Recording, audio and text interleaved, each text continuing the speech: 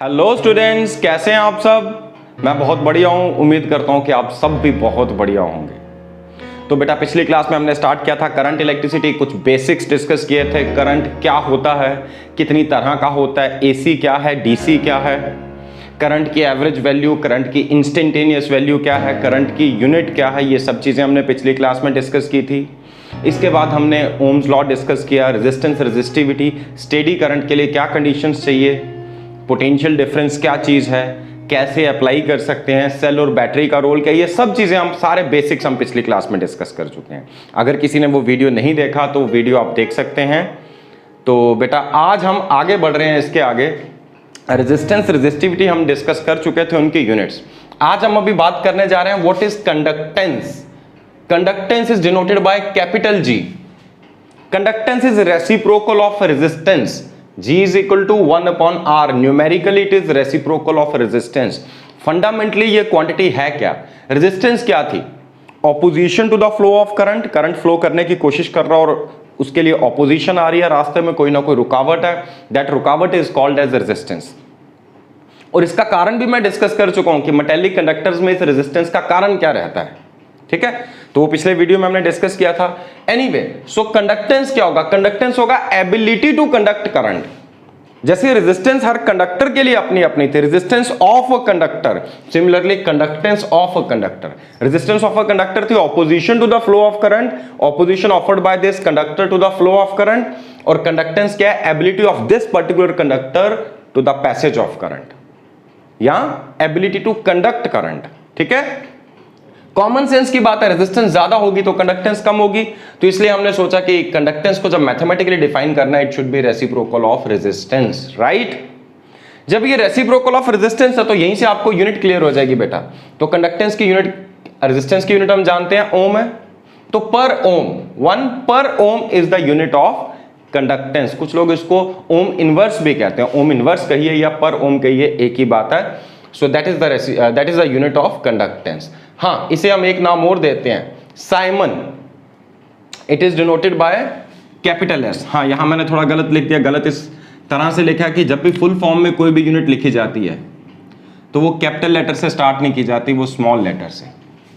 सो conductance की ऐसा unit क्या है, Simon. Simon is denoted by capital S. Simon कहिए या पर ओम कहिए। हालांकि पहले हम एक यूनिट और यूज किया करते थे, ओम को उल्टा करके लिखिए मोह, बट आजकल ये यूनिट डिस्कार्ड कर दी गई है। अब हम मो यूज नहीं करते, अब हम सिंपली साइमन या पर ओम, राइट। आगे बढ़ते हैं बेटा, next is conductivity. So conductivity किसकी होगी, जैसे रेजिस्टिविटी, रेजिस्टिविटी किसकी थी, एक मटेरियल की। It depends on the nature of material. Copper की अपनी रेजिस्टिविटी है, सिल्वर की अपनी रेजिस्टिविटी है, आयरन की अपनी रेजिस्टिविटी है। Similarly conductivity of a material, conductance of a body या ऑफ अ कंडक्टर। एक ही मटेरियल की दो अलग अलग बॉडीज बनाओ, एक ही मटेरियल के दो अलग अलग कंडक्टर्स बनाओ, तो दोनों की रेजिस्टेंस, कंडक्टेंस अलग अलग होगी। लेकिन जब मटेरियल सेम है तो सेम मटेरियल होने के साथ साथ उनकी कंडक्टिविटी और रेजिस्टिविटी सेम होगी, क्योंकि ये किस पे डिपेंड करती है, मटेरियल पे डिपेंड करती है, मटेरियल की नेचर पे डिपेंड करती है, ठीक है। एक फैक्टर ऑफ कोर्स और है टेम्परेचर, वो हम अगले पार्ट में डिस्कस करेंगे कि ये टेम्परेचर पे कैसे डिपेंड करती है। हाँ, टेम्परेचर अगर कांस्टेंट हो, एक फिक्स टेम्परेचर पे कॉपर की रेजिस्टिविटी फिक्स्ड है, आयरन की फिक्स्ड है, गोल्ड की फिक्स्ड है, हर एक मटेरियल की अपनी अपनी रेजिस्टिविटी फिक्स्ड है एट अ पर्टिकुलर टेम्परेचर। तो इसकी यूनिट क्या होनी चाहिए बेटा, आपने पढ़ा था रेजिस्टिविटी की यूनिट पिछली क्लास में, that is ohm metre, 1 ohm metre. तो ये कंडक्टिविटी रेजिस्टिविटी का रेसिप्रोकल है, तो इसका रेसिप्रोकल होगा, अब इसका रेसिप्रोकल क्या आ जाएगा, per ohm per metre. So what is the unit of conductivity, that is per ohm per metre. और पर ओम को हम साइमन भी कह सकते हैं, so it can be called as 1 siemens per metre, that is the SI unit of conductivity. Resistivity को हमने इस तरह से भी डिफाइन किया था, resistivity of a material is numerically equal to the resistance of a conductor of that material of area of cross section 1 unit and length 1 unit. यहां हमने ऐसा कहा था, रेजिस्टिविटी या स्पेसिफिक रेजिस्टेंस जिसको हम कहते हैं, that is the resistance of a unit cube of that material. तो सिमिलरली आप कंडक्टिविटी को भी कह सकते हैं, conductivity is the conductance of a unit cube of that material. Conductivity of a material is numerically equal to conductance of a unit cube of that material, ऐसा कहिए, या of a conductor of that material whose area of cross section is 1 unit that is 1 metre square and length is 1 metre, that is conductivity. ठीक है, I hope ये common sense से clear हो जाएंगे आपको। उसके बाद अगला पार्ट बेटा कॉम्बिनेशन ऑफ रेजिस्टर्स, ये आप क्लास 10th में भी पढ़ चुके हैं, फिर से शॉर्टकट में डिस्कस कर रहा हूं। दो तरह के कॉम्बिनेशन हो सकते हैं, series combination and parallel combination. बात करते हैं सीरीज कॉम्बिनेशन की। What is series combination? That is end to end connection. End to end, एक रेजिस्टर के आगे दूसरा रेजिस्टर, उसके आगे तीसरा रेजिस्टर, अगर आप एंड टू एंड ज्वाइन करें, एक ही पाथ पे सारे रेजिस्टर्स हों, सेम करंट सब में से फ्लो करे, तो हम ऐसे अरेंजमेंट को क्या बोलते हैं? सीरीज अरेंजमेंट, जैसा मैंने यहां डायग्राम में शो किया। देखो यहां पे फर्स्ट रेजिस्टर में से भी करंट आई है, R2 में से भी करंट आई है और R3 से भी, क्योंकि एक ही पाथ पे है। ऐसा तो है नहीं कि यहां से 5 एम्पियर करंट फ्लो करेगा और यहां जाके करंट 4 एम्पियर हो जाए। 5 एम्पियर करंट का मीनिंग 1 सेकंड में 5 कूलम का चार्ज पास कर रहा है इस क्रॉस सेक्शन को। अब बीच में जाके चार्ज रेस्ट तो करेगा नहीं, रुक तो सकता नहीं है, तो वो अगर यहां से 1 सेकंड में 5 कूलम पास कर रहा है तो यहां भी, तो जितने भी रेजिस्टर सीरीज में होंगे सबसे 1 सेकंड में बराबर चार्ज पास करेगा, मतलब सबके थ्रू करंट सेम होगा। आप ऑलरेडी जानते होंगे सीरीज में current is constant. Remember in case of series arrangement what happens in case of this series arrangement, I is constant. What does it mean? कि जितने भी रेजिस्टर्स होंगे सबसे I की वैल्यू सेम होनी चाहिए। तो ऐसे केस में कॉम्बिनेशन की इक्विवेलेंट रेजिस्टेंस का जो फॉर्मूला है R series, that is R1 plus R2 plus R3 so on up to Rn। अब इसको प्रूव मैंने यहां नहीं किया, ये क्लास 10th में आपने किया है। स्टिल अगर आप करना चाहें तो कर सकते हैं, बहुत ईजी है। एक से ज्यादा रेजिस्टर्स को सीरीज में कंबाइन करो, जैसे मैंने सीरीज में यहां 3 रेजिस्टर शो किए हैं, R1 R2 R3। हाँ बेटा, तो ये सिंबल किसका? ये रेजिस्टेंस का सिंबल है, ये भी याद रखिएगा, ये तो आपको पता होगा। तो जैसे मैंने वेरिएबल वोल्टेज की बैटरी के लिए सिंबल बनाया था, वेरिएबल कैपेसिटर का सिंबल दिखाया था, वैसे अगर वेरिएबल रेजिस्टर का सिंबल आपको चाहिए हो तो आप रेजिस्टर के सिंबल के ऊपर एरो लगा दीजिए। मतलब ये ऐसा रेजिस्टर है जिसकी रेजिस्टेंस आप वेरी कर सकते हैं। आप लोगों ने लैब में रियोस्टैट देखा होगा, rheostat itself is a variable resistor, आप उसकी रेजिस्टेंस बदल सकते हैं। ठीक है, तो वेरिएबल रेजिस्टर का सिंबल ये है। नॉर्मल रेजिस्टर, फिक्स रेजिस्टेंस वाले रेजिस्टर का सिंबल ये रहेगा। तो एनीवे ये तीनों में से करंट सेम पास कर रहा है। सपोज टोटल वोल्टेज इस एंड और इस एंड के क्रॉस आपने अप्लाई की V, अब तीनों के क्रॉस सीरीज में V अलग अलग होगा। किसके cross voltage drop, potential drop या पोटेंशियल डिफरेंस ज्यादा होगा? जिसकी रेजिस्टेंस ज्यादा होगी, क्योंकि हमने पढ़ा V क्या होता है, V is equal to IR। अगर I सेम है तो जिसका R ज्यादा है उसके क्रॉस पोटेंशियल ड्रॉप क्या ज्यादा होगा कि नहीं? वैसे भी पोटेंशियल डिफरेंस है क्या? Work done per unit charge या एनर्जी गिवन पर कूलम ऑफ चार्ज। यहां से पास करने के लिए मान लीजिए हर एक कूलम चार्ज को आपने V एनर्जी दे दी, उसमें से कुछ एनर्जी यहां खर्च होगी V1, कुछ एनर्जी यहां खर्च होगी V2, कुछ एनर्जी यहां खर्च होगी। अब कॉमन सेंस की बात है, जहां रेजिस्टेंस ज्यादा होगी वहां एनर्जी ज्यादा खर्च होगी, तो इसलिए पोटेंशियल ड्रॉप वहां ज्यादा होना चाहिए, और फॉर्मूला भी हमें यही बताता है। एनीवे तीनों के क्रॉस पोटेंशियल ड्रॉप है V1 V2 V3। V1 is IR1, V2 is IR2, V3 is IR3। I तो सेम है, तो टोटल V क्या होना चाहिए? I into R series. अब this V must be equal to V1 plus V2 plus V3, isn't it? Series में voltages तो add up होंगे, पोटेंशियल ड्रॉप एड अप होंगे, तो जब आप इनको एड अप करोगे I कॉमन आएगा, ये I और ये I कैंसल आउट हो जाएंगे, तो आपके पास आ जाएगा R series is R1 plus R2 plus R3। ये 3 रेजिस्टर्स के लिए था, वैसे सिमिलरली आप n रेजिस्टर्स के लिए इसको जनरलाइज कर सकते हैं, राइट? और अगर सारे के सारे रेजिस्टर्स आइडेंटिकल हों, मान लो सबकी वैल्यू R है, तो ये क्या होगा? R plus R, how many times? N times. Then R series can also be written as NR. तो अगर n आइडेंटिकल रेजिस्टर्स को आप सीरीज में कनेक्ट करें तो उनके सीरीज कॉम्बिनेशन की इक्विवेलेंट रेजिस्टेंस कितनी आनी चाहिए? That should be equal to n times capital R, right? अब आते हैं बेटा पैरेलल कॉम्बिनेशन में। पैरेलल का मीनिंग होता है when they are connected across same points. हमारे घरों में जितने अप्लायंसेज है सब पैरेलल में कनेक्टेड है।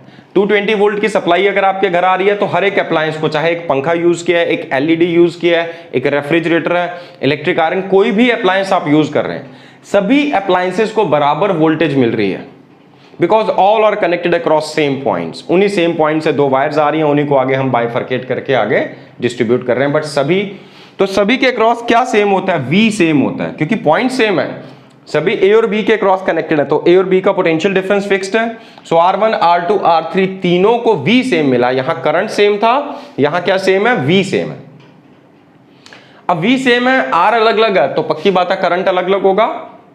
वहां करंट सेम था तो V अलग अलग था, यहां V सेम है तो करंट अलग अलग होगा। तो करंट क्या होता है? V upon R। तो किस में से ज्यादा करंट फ्लो करेगा? पक्की बात है जिसकी रेजिस्टेंस कम है, इन तीनों में से जो सबसे कम रेजिस्टेंस ऑफर करेगा। पोटेंशियल डिफरेंस क्या है बेटा? धक्का मारने की एबिलिटी, करंट फ्लो कराने की एबिलिटी। तो तीनों के ऊपर सेम एनर्जी लगाई जा रही है, तीनों रेजिस्टर्स में से करंट को फ्लो कराने के लिए। तो जिसकी रेजिस्टेंस कम होगी उसमें करंट ज्यादा फ्लो करेगा, जिसकी रेजिस्टेंस ज्यादा होगी उसमें करंट कम फ्लो करेगा, राइट।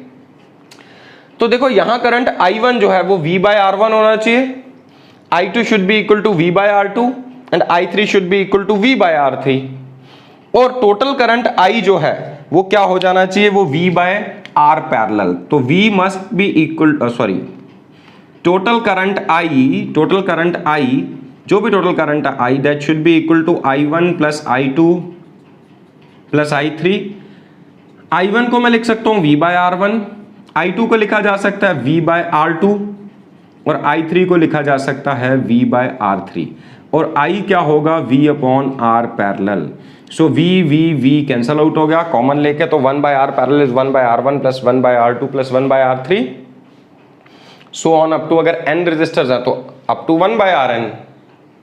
तो ये पैरेलल कॉम्बिनेशन के लिए फॉर्मूला है, ये ऑलरेडी आपने पढ़ा है, मैंने फिर से रिवाइज करवा दिया, डेराइव भी आप कर सकते हैं। और हाँ याद रखिएगा सीरीज में रेजिस्टेंस बढ़ेगी, एंड टू एंड कनेक्शन है, तो इसकी रेजिस्टेंस पहले करंट को चार्जेस को यहां रेजिस्टेंस इसने कुछ ऑफर की, कुछ इसने ऑफर की, ओवरऑल रेजिस्टेंस बढ़ गई, बट यहां पैरेलल में रेजिस्टेंस कम हो जाएगी। इसको आप बेटा ऐसे भी देख सकते हैं कि मान लो अकेला रेजिस्टर होता तो इसी में से सारा करंट फ्लो करना था I। अब आपने उसी करंट I को फ्लो करने के लिए 3 अलग अलग पाथ दे दिए, 3 अलग अलग रास्ते दे दिए। ये वैसा ही है, मान लो एक पाइप से पानी फ्लो कर रहा है और उसके आगे 3 पाइप्स आप लगा दो, 3 पाइप से ज्यादा पानी फ्लो कर सकता है, कंफर्टेबली फ्लो कर सकता है, कम ऑपोजिशन आएगी उसको। तो वैसा ही यहां पे है। तो रेजिस्टेंस सीरीज में इंक्रीज हो जाती है, पैरेलल में डिक्रीज होती है। अगर सारे रेजिस्टर्स आइडेंटिकल हो, सबकी वैल्यू R है, तो ये होगा 1 by R plus 1 by R plus 1 by R so on up to n times. तो क्या बनेगा? n upon R, right side आएगी n by R। So 1 by R parallel is n by R, तो R parallel क्या होगा? Reciprocal. So that should be equal to R upon n। तो ये था पैरेलल कॉम्बिनेशन के लिए फॉर्मूला, ठीक है बेटा। तो बेटा ये चीजें आपने ऑलरेडी पढ़ी हैं, ठीक है। अब हम एक बहुत इंपॉर्टेंट टॉपिक पे चल रहे हैं, that is ohmic conductors and non ohmic conductors क्या होते हैं। तो चलिए बेटा सबसे पहले ओमिक कंडक्टर्स की बात करते हैं। सो 1 by 1 हम एक एक पॉइंट डिस्कस करेंगे। सबसे पहला point, those conductors which obey Ohm's law, ऐसे कंडक्टर्स जो ओम्स लॉ को ओबे करते हैं। ऐसे कंडक्टर्स जो ओम्स लॉ को ओबे करें, ऐसे कंडक्टर्स को हम क्या बोलते हैं? Such conductors are said to be ohmic conductors. नाम से क्लियर है, ओमिक कंडक्टर मतलब जो ओम्स लॉ को ओबे करेगा। अब ओम्स लॉ क्या कहता है बेटा? ओम्स लॉ कहता है कि V is directly proportional to I या I is directly proportional to V। तो अगर आप I वर्सेस V एक ग्राफ प्लॉट करें तो ये ग्राफ कैसा आना चाहिए? ये ग्राफ स्ट्रेट लाइन आना चाहिए कि नहीं? कल भी हमने डिस्कस किया था, अगर V directly proportional to I है तो ग्राफ पक्की बात है स्ट्रेट लाइन होगा। तो दूसरे पॉइंट में हम ये भी लिख सकते हैं that VI graph is linear, VI graph is linear. तो यहां पे VI ग्राफ कैसा ग्राफ बन रहा है? That is a linear graph, ठीक है। सो ओमिक कंडक्टर्स कौन से हैं? जो ओम्स लॉ को ओबे करते हैं। अगर ओम्स लॉ को ओबे करेंगे तो VI ग्राफ लीनियर ग्राफ बनेगा, स्ट्रेट लाइन ग्राफ बनेगा, right. For example, all metallic conductors, all metallic conductors, all metallic conductors are ohmic conductors. जितने भी मेटेलिक कंडक्टर्स हैं वो सारे के सारे क्या हैं? ओमिक कंडक्टर्स हैं, ठीक है। अब आते हैं हम यहाँ बेटा नॉन ओमिक कंडक्टर्स पे। तो इसी के ऑपोजिट चलिए, non ohmic conductors are those conductors which do not obey Ohm's law. ऐसे कंडक्टर्स जो ओम्स लॉ को ओबे नहीं करते। What does it mean? It simply means that VI graph is non linear. V versus I graph अगर मैं plot करूं तो ये ग्राफ स्ट्रेट लाइन नहीं होगा। कैसा होगा? ऐसा हो सकता है। किसी केस में ये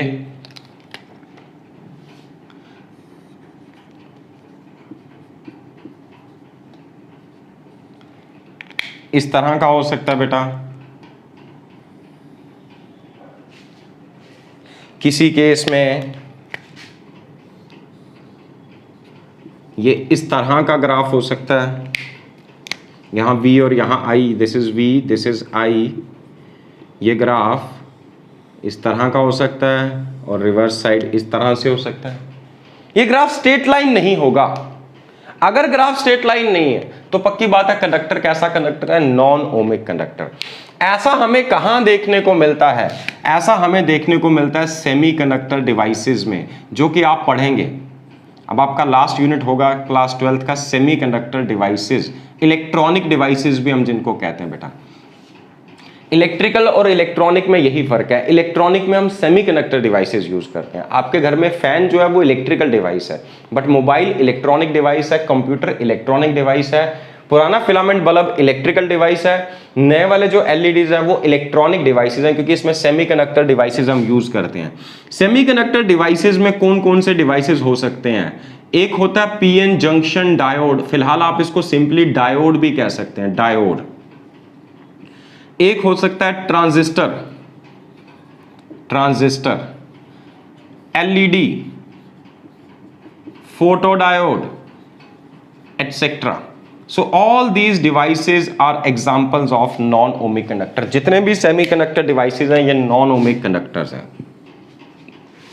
शुरुआत में हम वोल्टेज ज्यादा दे रहे हैं, करंट कम बढ़ रहा है, मतलब इसकी स्लोप कम है ग्राफ की, तो हाई रेजिस्टेंस है। मैंने बताया था स्लोप, रेजिस्टेंस क्या है? Reciprocal of the slope.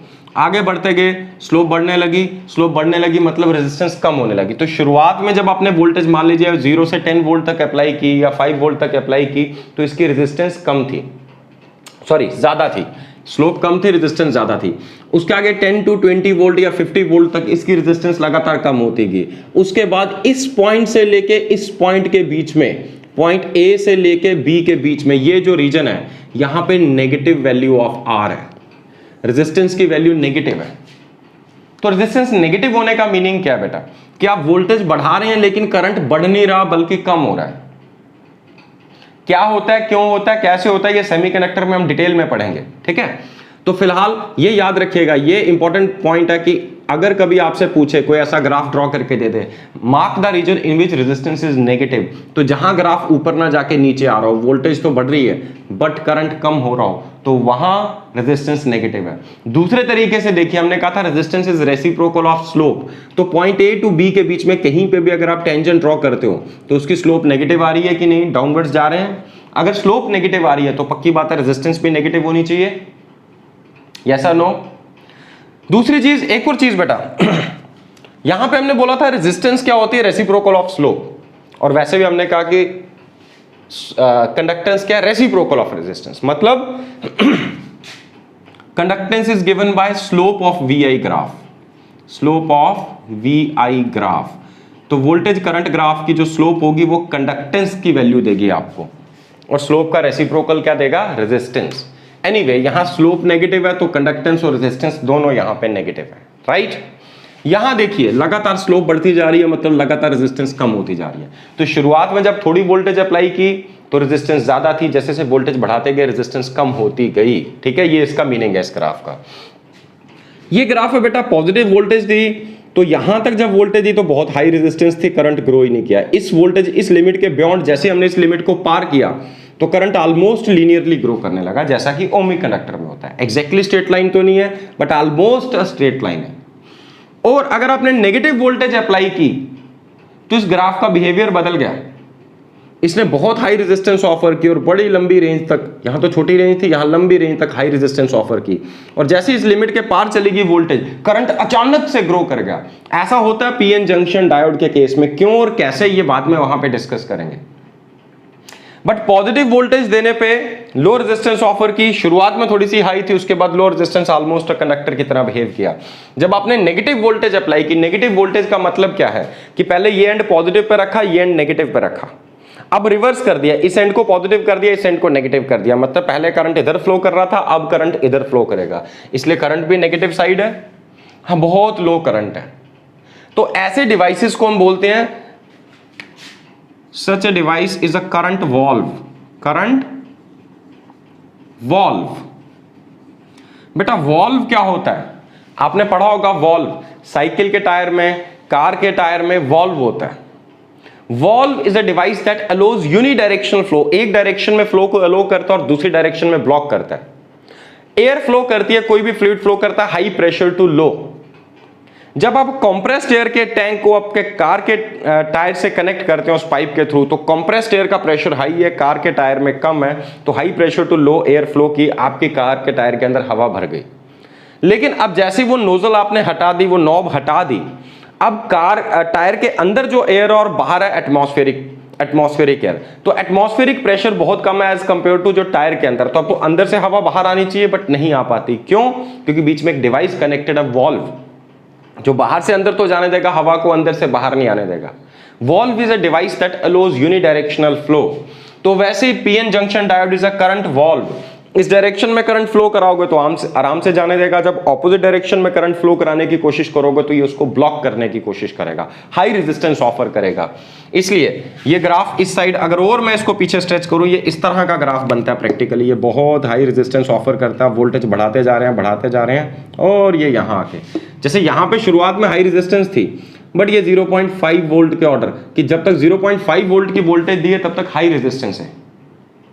उसके बाद करंट लीनियरली ग्रो करने लगा। लेकिन रिवर्स में हो सकता है आपने 20 वोल्ट रेजिस्टेंस दे दी, -20 वोल्ट पोटेंशियल डिफरेंस दे दिया, बट स्टिल करंट बड़ा नेग्लिजिबल है। तो रिवर्स बाइसिंग में बहुत हाई वोल्टेज या हाई रेजिस्टेंस ऑफर करता है। हाँ, इस लिमिट के बियॉन्ड करंट अचानक से ग्रो हो गया। एक्चुअली यहाँ पे एक ब्रेकडाउन हो गया, ये बाद में डिस्कस करेंगे क्यों है। और अचानक से ग्रो किया और एक्सेसिवली ग्रो कर गया और डायोड डैमेज हो जाता है। इसके बाद डायोड रीयूजेबल नहीं रहता। ठीक है, ये सब चीजें हम वहां डिस्कस करेंगे, ये इंपॉर्टेंट नहीं है।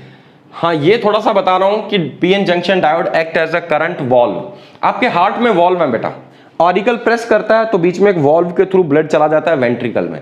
वेंट्रिकल प्रेस करता है तो ब्लड बॉडी पार्ट्स में रिवॉल्व करता है, रोटेट करता है, पूरे बॉडी पार्ट में फ्लो करेगा ब्लड।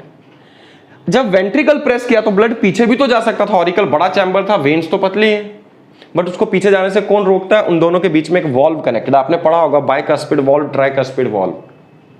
तो valve is a device that allows unidirectional flow of current. पिछली क्लास में मैंने बताया था एसी को डीसी में कैसे कन्वर्ट कर सकते हैं, using a device that is called as rectifier. वो रेक्टिफायर कुछ नहीं है, उसमें सिंपली एक पीएन जंक्शन डायोड कनेक्टेड है। पिछली क्लास में हमने ये भी डिस्कस किया था कि एसी का मैकेनिज्म क्या है, to and fro motion of charge particle. DC में देयर इज यूनिडायरेक्शनल फ्लो। तो अगर एसी को डीसी में कन्वर्ट करना है, मतलब to and fro motion of charge particles को हमें यूनिडायरेक्शनल मोशन देना है, तो अगर रास्ते में मैं एक करंट वॉल्व लगा दूं, पीएन जंक्शन डायोड कनेक्ट कर दूं, तो क्या होगा? जब करंट इधर फ्लो करेगा तो ये लो रेजिस्टेंस ऑफर करेगा, जाने देगा उसको। जब अगले नेगेटिव हाफ साइकिल में वो वापस आने की, क्योंकि टू एंड फ्रो मोशन है, जब वो वापस आने की कोशिश करेगा तो ये हाई रेजिस्टेंस ऑफर करेगा, ये उसको ब्लॉक करेगा। एज ए रिजल्ट वापिस नहीं आने देगा, हर पॉजिटिव हाफ साइकिल में करंट आगे जाएगा, नेगेटिव में वापस आएगा तो ये उसको ब्लॉक करेगा। तो इस तरह धीरे धीरे धीरे ये करंट यूनिडायरेक्शनल हो जाता है, मतलब हम एसी को डीसी में कन्वर्ट कर पाते हैं। ठीक है बेटा, तो ये चीजें आगे दोबारा पढ़ी जाएंगे, फिलहाल यहां तक क्लियर हो गया होगा आपको। अब एक और बहुत इंपॉर्टेंट क्वेश्चन यहां पे, जहां अक्सर स्टूडेंट से गलती हो जाती है। ठीक है, तो मैं यहीं पे लिखने जा रहा हूं, इस ग्राफ को रब करता हूं। इस ग्राफ को रब करने के बाद यहीं पे वो क्वेश्चन लिखने जा रहा हूं, पॉइंट लिखने जा रहा हूं, इंपॉर्टेंट पॉइंट। क्या V upon I equal to R होगा नॉन ओमिक कंडक्टर में, और क्या V upon I equal to R होगा ओमिक कंडक्टर में? सोचिए इसके ऊपर, ये बहुत इंपॉर्टेंट कंसेप्चुअल क्वेश्चन है। Is V upon I equal to R applicable in case of ohmic conductor, और same question, is V upon I equal to R applicable in case of non ohmic conductor? Yes, सभी कह रहे होंगे हाँ भाई ohmic conductor है, ये तो ओम्स लॉ है, V upon I is equal to R Ohm's law, तो ओमिक कंडक्टर ओम्स लॉ को ओबे करता है, तो पक्की बात है V upon I is equal to R, ये रिलेशन एप्लीकेबल होगा यहां पे। ठीक है, और बहुत सारे स्टूडेंट्स को ये लग रहा होगा कि शायद V upon I is equal to R is not applicable in this case, शायद ऐसा हो, ऐसा स्टूडेंट्स को लग रहा होगा क्योंकि ये नॉन ओमिक है। नहीं बेटा, ये रिलेशन वहां पे भी एप्लीकेबल है और यहां पे भी एप्लीकेबल है। याद रखिएगा वोल्टेज और करंट की रेशो हमेशा रेजिस्टेंस की वैल्यू ही देगी। वोल्टेज और करंट की रेशो हमेशा क्या देगी? रेजिस्टेंस। हां, फर्क दोनों में क्या है, चाहे ओमिक हो चाहे नॉन ओमिक हो, V upon I is always equal to R. V upon I is always equal to R. But यहां पर क्या था? R was constant of proportionality. V और I की रेशो कॉन्स्टेंट थी, तभी ये ग्राफ स्ट्रेट लाइन था। स्लोप फिक्स्ड है throughout, conductivity conductance resistance fixed है थ्रू आउट। तो ऐसे कंडक्टर को हम बोलते हैं ओमिक कंडक्टर। तो V अपॉन आई, R तो रहेगा बट देखिए R कांस्टेंट है कि नहीं। यहां पर V upon I equal to R तो है बेटा, but R is not constant. Resistance is not constant, resistance is variable. यहां मैं बार बार दिखा चुका हूं, रेजिस्टेंस बदल रही है, कहीं बढ़ रही है, कहीं कम हो रही है, कभी पॉजिटिव कभी नेगेटिव।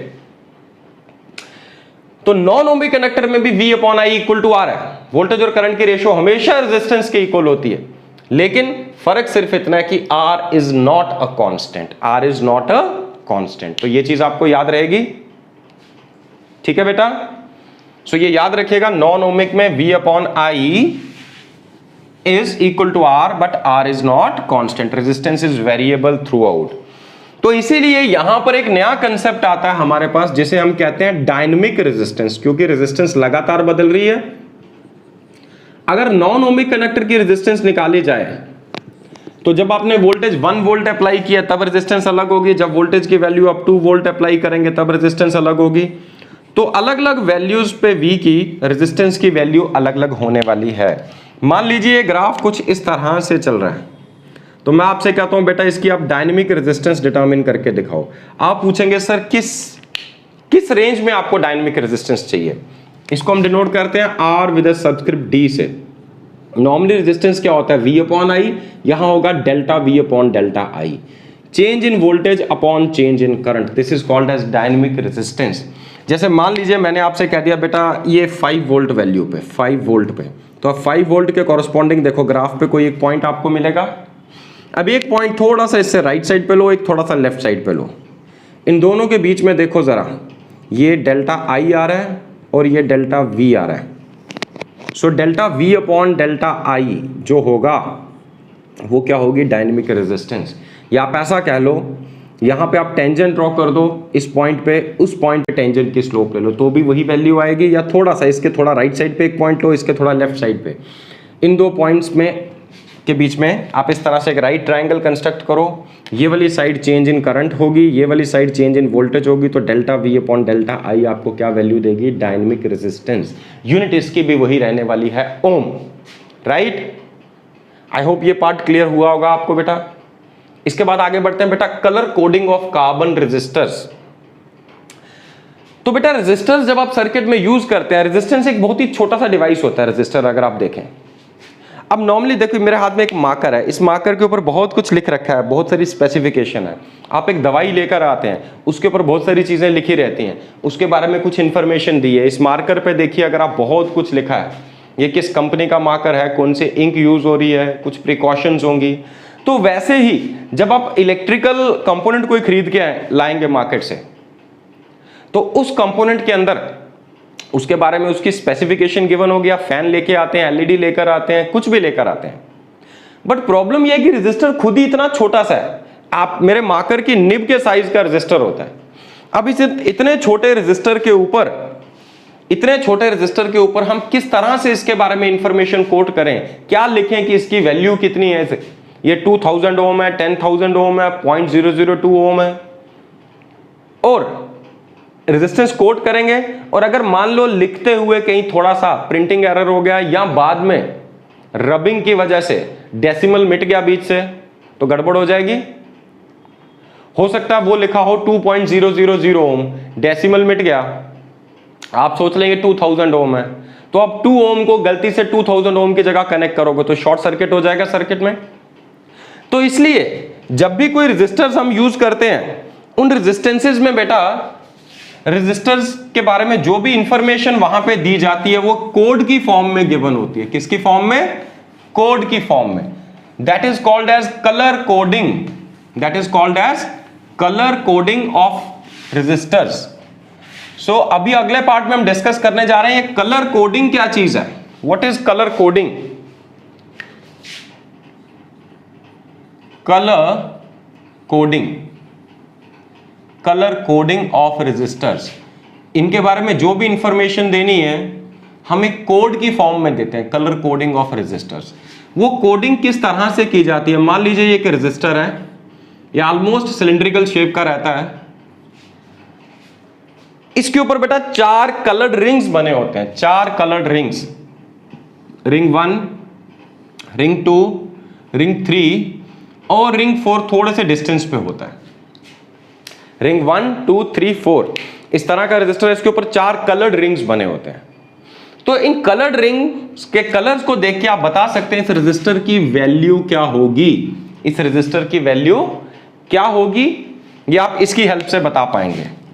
देखिए पहला रिंग और दूसरा रिंग आपको क्या इंफॉर्मेशन देगा, जो रेजिस्टेंस की वैल्यू है उसकी फर्स्ट 2 सिग्निफिकेंट फिगर्स, रेजिस्टेंस की कुछ ना कुछ न्यूमेरिकल वैल्यूज होगी ना, जैसे मान लीजिए रेजिस्टेंस है 270 ओम, तो इसके पहले 2 सिग्निफिकेंट फिगर्स क्या हैं, 2 and 7, 2 and 7। तो ये पहले 2 सिग्निफिकेंट फिगर्स की इंफॉर्मेशन इन 2 कलर्ड बैंड्स को देख के मिलेगी, पहले 2 कलर्ड रिंग को देख के आपको पहले 2 सिग्निफिकेंट फिगर्स की वैल्यू मिलेगी, ठीक है। अब थर्ड रिंग जो है वो आपको देगा डेसिमल मल्टीप्लायर की, डेसिमल आपको कहां पे लगाना है, डेसिमल मल्टीप्लायर। जैसे मान लीजिए ये 270 ओम है, तो हम इसको लिख सकते हैं 27 इंटू 10 टू द पावर 1 ओम, तो ये डेसिमल मल्टीप्लायर है, इस केस में क्या होगा 10 टू द पावर 1। तो थर्ड रिंग को देख के आपको डेसिमल मल्टीप्लायर की वैल्यू मिलेगी और फोर्थ रिंग को देखकर आपको टॉलरेबिलिटी की वैल्यू मिलेगी, टॉलरेबिलिटी, टॉलरेबिलिटी। टॉलरेबिलिटी की वैल्यू बेटा किस फॉर्म में होगी, या तो ±5%, ±10% या ±20%, यही 3 वैल्यूज हो सकती हैं। कि मान लीजिए रेजिस्टेंस की वैल्यू 270 ओम, ±10% का मतलब है कि 27 ओम ऊपर और 27 ओम नीचे, थोड़ा बहुत ऊपर नीचे फ्लक्चुएट कर सकती है, क्योंकि जब रेजिस्टर डिजाइन किया गया है तो कैसे डिजाइन किया होगा, हमने एक मटेरियल लिया होगा, उसकी रेजिस्टिविटी हमें पता है, हमारी रिक्वायरमेंट हमें पता है, आर की वैल्यू क्या है, आर और रो पता है, अब हमें एल और ए, इसकी लेंथ कितनी रखें, इसका एरिया ऑफ क्रॉस सेक्शन कितना रखें, ये हमें डिसाइड कर रहे हैं। अब उस सब में अगर कहीं छोटा मोटा भी एरर होगा तो रेजिस्टेंस की वैल्यू में एरर आ सकता है, तो कितना एरर आ सकता है वो टॉलरेबिलिटी की वैल्यू आपको देगी। दूसरी चीज, मान लीजिए यही रेजिस्टेंस यहां पे 276 ओम है, तो 276 ओम में पहली 2 सिग्निफिकेंट फिगर्स क्या हैं, 2 and 7, इसकी इंफॉर्मेशन तो मिल जाएगी, बट थर्ड सिग्निफिकेंट फिगर के लिए यहां पे कोई रिंग नहीं है। तो जब हम इसकी रेजिस्टेंस की वैल्यू लिखेंगे तो हम इसको लिखेंगे 280 ओम +-4 ओम, 280 ओम -4 ओम, वैसे ही प्लस भी हो सकता है थोड़ा ऊपर नीचे, तो वो टॉलरेबिलिटी के टर्म्स में, परसेंटेज के टर्म्स में हम उसको इंडिकेट कर सकते हैं, ठीक है। तो ये 4 कलर्ड बैंड्स को देख के आपको रेजिस्टर की रेजिस्टेंस की वैल्यू मिल जाएगी, इन चारों कलर्ड बैंड्स को देख के, ठीक है। अब कैसे मिलेगी वो चीज अभी देखते हैं यहां पे। तो इसके लिए बेटा आपकी एनसीईआरटी में एक टेबल गिवन है, उस टेबल के अंदर बहुत सारे कलर्स, हर एक कलर की कौन सा कलर किस सिग्निफिकेंट फिगर को के लिए यूज कर सकते हैं हम, तो उसके लिए एक टेबल आपको गिवन होगा। उस टेबल में नंबर 1 सबसे पहले कलर लिखा होगा ब्लैक, नंबर 2 होगा ब्राउन, नंबर 3 होगा red, number 4 orange, number 5 yellow, number 6 green, number 7 blue, number 8 violet, number 9 grey and number 10 is white, ठीक है। तो इस तरह का ये टेबल है, ये टेबल आपको क्रैम करना पड़ेगा। जब तक आप ये टेबल क्रैम नहीं करेंगे, हाँ शॉर्टकट बताऊंगा इसको क्रैम करने के लिए भी। तो ये टेबल अगर एक बार आपको याद हो गया तो फिर आप उसकी हेल्प से क्या कर पाएंगे, उसकी हेल्प से अगर आपको रेजिस्टेंस की वैल्यू गिवन है तो आप कलर कोड बता पाएंगे, और अगर आपको कलर कोड गिवन है तो आप रेजिस्टेंस की वैल्यू डिटरमिन कर पाएंगे इस टेबल को यूज करके। बीबी रॉय, अच्छा इसको याद करने के लिए एक शॉर्टकट भी है हमारे पास। अच्छा इसके नीचे कुछ कलर्स और भी हो सकते हैं, gold, silver, no colour, no colour. अच्छा अब ये किस तरह से होगा बेटा, अगर तो इनमें से कोई भी कलर फर्स्ट 2 रिंग्स में आ जाता है तो फर्स्ट 2 सिग्निफिकेंट फिगर्स में से क्या मीनिंग होगा इनका। सो बी ब्लैक स्टैंड्स फॉर 0, 1, 2, 3, 4, 5, 6, 7, 8, 9, तो यही हो सकते हैं सिग्निफिकेंट फिगर 0 से लेकर 9 तक, यही डिजिट्स हो सकते हैं, इनसे कोई अलग तो हो नहीं सकता। अगला, अगर मान लीजिए फर्स्ट रिंग पे रेड आ रहा है और सेकंड रिंग पे ऑरेंज आ रहा है तो पक्की बात है पहले 2 सिग्निफिकेंट फिगर्स क्या हैं, 2 और 3। मान लीजिए थर्ड रिंग पे दोबारा रेड आ गया तो थर्ड रिंग किसके लिए था बेटा, डेसिमल मल्टीप्लायर के लिए। तो डेसिमल मल्टीप्लायर के लिए आप क्या करेंगे, डेसिमल मल्टीप्लायर, ये जो आपने वैल्यूज लिखी हैं 0 तो यहां लिख दो 10 to the power 0, 10 to the power 1, 10 to the power 2, 10 to the power 3, 10 to the power 4, 10 to the power 5, 10 to the power 6, 10 to the power 7, 10 to the power 8 and 10 to the power 9, right. और जो नीचे बेटा 3 gold, silver और no colour का option दिया है, ये पहले 3 रिंग पे नहीं मिलेंगे, ये आपको 4th रिंग पे मिलेंगे। और 4th रिंग किसके लिए था, 4th रिंग था टॉलरेबिलिटी के लिए, टॉलरेबिलिटी। तो 4th रिंग पे ही गोल्ड सिल्वर आपको मिल सकते हैं। तो अगर गोल्ड आपको 4th रिंग पे मिलता है तो इसका मतलब टॉलरेबिलिटी इज ±5%, सिल्वर अगर आपको मिलता है तो दैट इज ±10%, और अगर कोई कलर नहीं मिलता, 4th रिंग एब्सेंट है, दैट मींस टॉलरेबिलिटी इज ±20%। अब देखिए बेटा इसको अच्छे से समझते हैं। अब मान लीजिए मैं आपके सामने कलर कोड लिखता हूं, ये कलर कोड है, first ring is brown, second ring is red, third ring is orange and 4th ring is gold. तो इस तरह 4 रिंग्स आपको गिवन है। इन 4 रिंग को देख के आपको रेजिस्टेंस की वैल्यू डिटरमिन करनी है। तो अगर ये टेबल आपको याद होगा, फिलहाल याद नहीं है तो टेबल सामने रखिए, ठीक है, टेबल आपके सामने है। तो ब्राउन कलर कॉरस्पॉन्ड्स टू 1, तो ब्राउन के कॉरस्पॉन्डिंग सिग्निफिकेंट फिगर क्या आ गया 1, red corresponds to 2 so 12, orange corresponds to 3, but orange कहां है, थर्ड रिंग पे, तो थर्ड रिंग के लिए हम कहां आएंगे, डेसिमल मल्टीप्लायर वाले कॉलम पे। सो इसके रेजिस्टेंस की वैल्यू है 12 into 10 to the power 3। Gold है तो ±5% टॉलरेबिलिटी, तो रेजिस्टेंस की वैल्यू मिल गई आपको। यही रिंग अगर मतलब यही कलर अगर थर्ड रिंग पे आता है तो वो डेसिमल मल्टीप्लायर इंडिकेट करेगा। यही कलर अगर फर्स्ट और सेकंड रिंग पे आ रहा है तो वो पहले 2 सिग्निफिकेंट फिगर्स के बारे में आपको इंफॉर्मेशन देगा, ठीक है। अब इंपॉर्टेंट ये टेबल आपको क्रैम करना है। हाँ एक चीज याद रखिएगा, गोल्ड और सिल्वर थर्ड रिंग पे भी आ सकते हैं। अगर थर्ड रिंग पे गोल्ड आ गया तो इसका मतलब decimal multiplier is 10 to the power -1, और अगर सिल्वर आ गया then decimal multiplier is 10 to the power -2। अब सवाल यह है कि इसको याद कैसे रखें। तो इसको याद रखने के लिए बेटा एक सिंपल टेक्निक है क्रैम करने के लिए, BB Roy of Great Britain. वैसे ब्रिटेन इतना ग्रेट नहीं है, चलिए ये कोड है याद रखने के लिए। BB Roy of Great Britain has very good wife. BB Roy of Great Britain has very good wife और वियरिंग गोल्ड सिल्वर नेकलेस। क्या आप ये याद रख पाएंगे? BB Roy of Great Britain has a very good wife wearing gold silver necklace. BB Roy of Great Britain has a very good wife wearing gold silver necklace. फिर से याद कर लो, BB Roy of Great Britain has a very good wife wearing gold silver necklace. देखो ये इन सब के पहले पहले डिजिट्स हैं, बीबी रॉय, बीबी रॉय, ऑफ को छोड़ दो, great Britain, very good wife, याद रहेगा आप ये, wearing gold silver necklace, gold silver necklace. तो इस तरह से आपको इनका सीरियल ऑर्डर याद हो गया। जब सीरियल ऑर्डर याद हो गया तो आपको काउंटिंग शुरू कर देनी है 0 से। 0 1 2 3 4 5 so on up to 9। उसके आगे गोल्ड सिल्वर तो पहले दो सिग्निफिकेंट फिगर्स में तो आएंगे नहीं।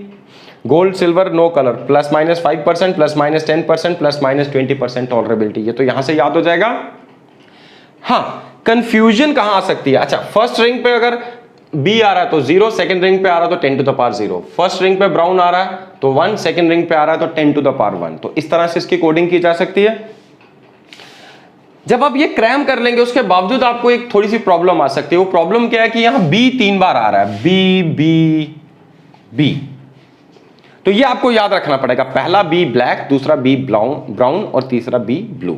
और जी 2 बार आ रहा है तो पहला जी ग्रीन, दूसरा जी ग्रे। बाकी आर फॉर रेड होगा, O for orange, Y for yellow, ये आपको वी फॉर वॉयलेट, ये आपको कॉमन सेंस से याद रहेंगे। ठीक है, तो इसके बाद बेटा आपने एनसीईआरटी के क्वेश्चंस करने हैं, और भी कुछ क्वेश्चंस भेजूंगा आपको, तो वो क्वेश्चंस जैसे आप करेंगे आपको ये अच्छे से क्लियर हो जाएगा।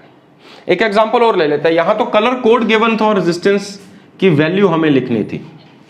मान लीजिए अब आपको मैं रेजिस्टेंस की वैल्यू देता हूं। सपोज मैं कहता हूं there is a resistance that is 4700 ohm ±10%। ठीक है, अब मैं आपको कहता हूं बेटा कलर कोड डिसाइड कीजिए। क्या 4700 ओम को लिखा जा सकता है 47 इंटू 10 टू द पावर 2 ओम ±10% लिखा जा सकता है कि नहीं?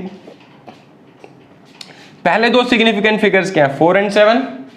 तो 4 के कॉरस्पॉन्डिंग कलर क्या है, येलो। 7 के कॉरस्पॉन्डिंग क्या है, वॉयलेट। तो पक्की बात है कलर कोड में पहला कलर रिंग होगा येलो, दूसरा होगा वॉयलेट। 47, 4 for yellow. ये याद रखना 0 से काउंटिंग शुरू करनी है। ठीक है, सीरियल नंबर तो ऑरेंज का 4 है, लेकिन हमें सीरियल नंबर नहीं देखना, हमें ये वाले नंबर्स देखने हैं। सो 4 7, तो ये हो गया आपके पास yellow and violet into 10 to the power 2। तो 10 टू द पावर 2 का कॉरस्पॉन्डिंग कलर कौन सा आ रहा है, रेड। तो येलो वॉयलेट, थर्ड रिंग कौन सा होगा बेटा, third ring will be red in colour and +10% means fourth ring कैसा होगा, सिल्वर। तो इस तरह से आप इनका कलर कोड डिसाइड कर सकते हैं। कलर कोड गिवन होगा तो रेजिस्टेंस की वैल्यू निकाल लेंगे, रेजिस्टेंस गिवन होगी तो कलर कोड आप डिसाइड कर पाएंगे। और ये बहुत इंपॉर्टेंट है एग्जामिनेशन पॉइंट ऑफ व्यू से, अक्सर क्वेश्चन आता है यहाँ से। ये आपकी एनसीईआरटी में भी बड़े अच्छे से गिवन है, आप इसको आराम से स्टडी कर सकते हैं। स्टिल कोई डाउट रहता है किसी क्वेश्चन में तो आप मेरे से पूछ सकते हैं। ठीक है बेटा, तो आज की क्लास में हम इतना ही करेंगे। Wish you all the best, God bless you. हाँ, इसके बाद एक छोटा सा सेशन मैं कंडक्ट करूंगा आप लोगों का सिग्मा ऐप पे लाइव। ठीक है, ऑल द बेस्ट।